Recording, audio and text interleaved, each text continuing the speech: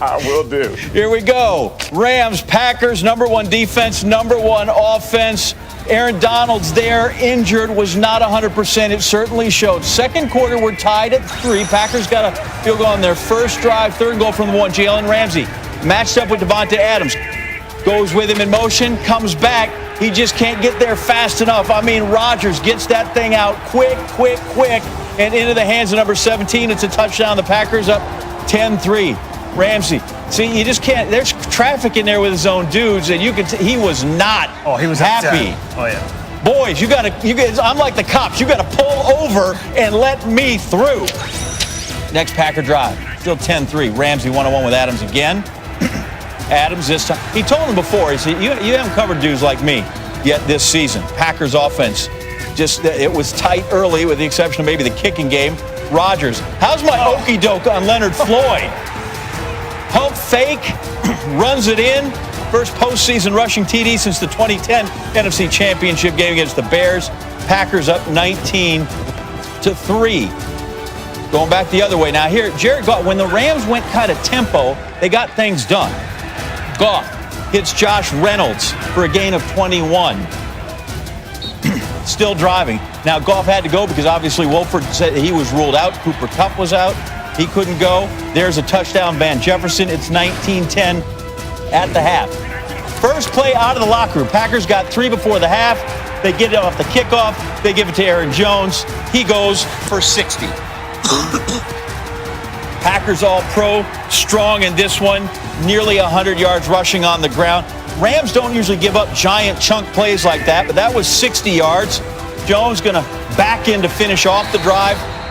He's the first Packer player in history to rush for a touchdown in 3 straight playoff games. 25-10, 2-point conversion. Not good. Cam Akers, we're doing a little wildcat formation, direct snap, and he's just tougher than the rest on that one. He's just going to pound it. They're going to go for 2. Little hook and lateral. Jefferson, pass catch, Akers, there's a conversion. Now it's just a touchdown game. You get a stop, get the ball back, things are going your way. Creative play. If you're going to go for 2, don't just run it up the middle from the 2-yard line. 25-18. Fourth quarter, Aaron Rodgers. Here's where you got to have something, right? Now Lazard, who had dropped what appeared to be a sure touchdown pass, this one he hangs on to. He's open. Our man 12 drops a dime on him. Longest career postseason touchdown pass, and the Packers walk it home from there. 32-18. Here's 12 on the win. Definitely a little emotional. Just thinking about what we've been through. Got me emotional with the crowd out there today. I'm just still really happy about everything that happened tonight. If you knew nothing about football and you said, what does it look like to feel like the game is in slow motion and you're just so in command and under control? That's what it looks like when you watch this guy play. And you don't have to be anybody that really knows what's going on. He's in total command right now. He's playing at an unbelievably high level. As an offensive coach going into this game, I probably had a lot more anxiety than our players in terms of just going up against a defense that throws some unique looks at you. And, our players never flinched. You come to Lambeau, you're playing a different brand of football. Takes you out of your element as far as the way you talk, the way you play. You get rattled, man. It's tougher to communicate. We got fans in there today, so they had it rocking. So it was just everything was on our side. So it was just about coming out and just playing Packer football. And when we do that, nobody can stop us. Packers had limited fan attendance, and it seemed they gained a yard for everybody that was there. 484 yards of total offense. That number made more impressive given that they did it against the NFL's top defense during the regular season. That is the highest yardage gained by any team in a playoff game against a team with the number 1 defense in the NFL. I'm just telling you, Aaron Rodgers, he's going to cut you if you're not careful. All right, Jeff Saturday, we're back. There you go. The helmet's down. Good work, brother. Hey, Aaron Rodgers is a good player. They call good plays, so that makes it tough on the defense. What did Matt LaFleur draw up that you liked?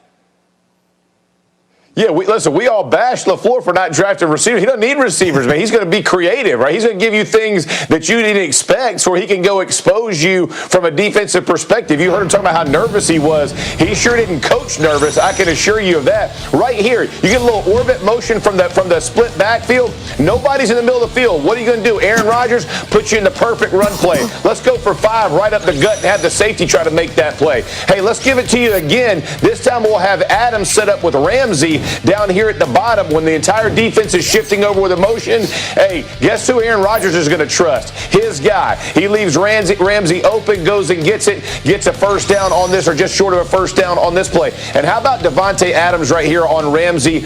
I mean, we saw this in Alabama in the national championship game. LaFleur takes it and steals it. You could see how upset Ramsey was. He thought they should pass it off. It didn't get passed off. But give LaFleur and Aaron Rodgers, honestly, a ton of credit for the creativity of this offense. These are short weeks, and to try to get everything put in for a defensive plan against this offense, man, it's next to impossible.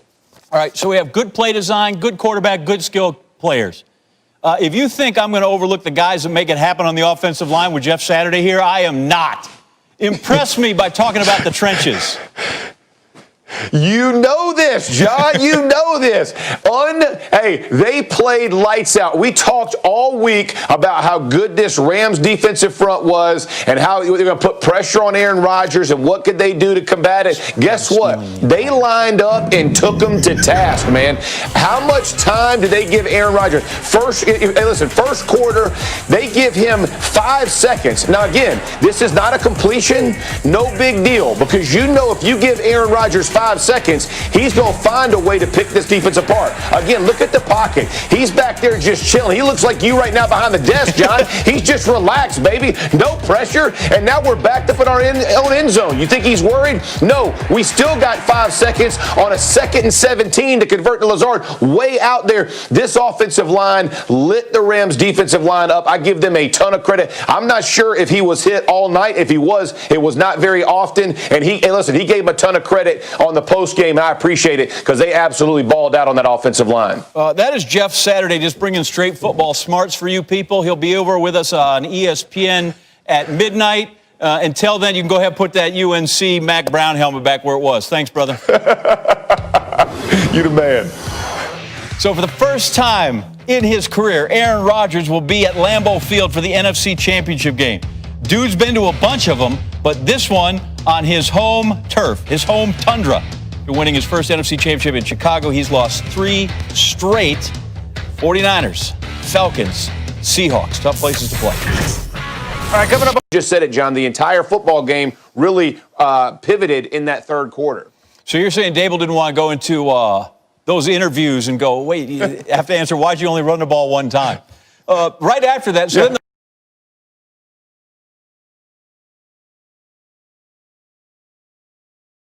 And that wasn't even a call. That wasn't even a called run. That wasn't even a called run. You know what I mean? Quarterback took off. The Ravens then come back and they answer, and they have their own long drive, and it ends in a touchdown, but for the wrong team when Lamar Jackson throws a pick 6. What's he going to see on the film that he's going to just go ahead and just shake it for the whole offseason? Yeah, John, complete stare down. And listen, the style of defense that the Bills were playing was they were going to make Lamar beat, and when he catches it, anytime you see a DB catching it moving forward in your end zone, you are in trouble, right? There's no offensive lineman catching him. I know Lamar Jackson's fast. He ain't that fast to catch somebody with a blocker in front. So really disappointing. He's going to wish he had that one back, or at least looked Johnson off before he tried to come back inside to Andrews. You see the graphic right there. That play, 101-yard pick 6, matches the longest interception in postseason history. George Teague for the Packers did it in 1993. Before we leave this game, I'm going off the board from Cardi C. And let's talk about how fierce the Bills' defense was and the game plan they had to handle Lamar Jackson.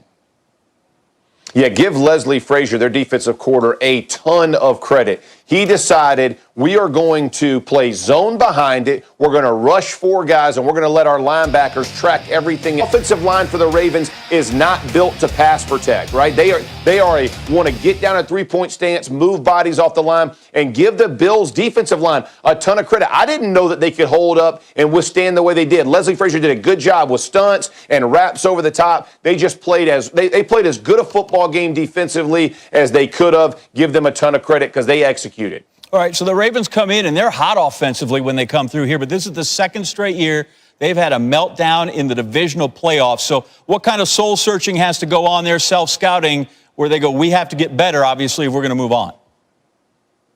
Yeah, they got to get some more weapons on the outside for Lamar Jackson, right? And I understand Brown and that, but when Andrews is really your go-to guy, you have to give him some other things outside. And from an offensive line perspective, John, they have to be better in pass protection. It can't always be based off of power, quarterback power. They have to give him some kind of time inside the pocket where he can feel comfortable to stand in there and throw it.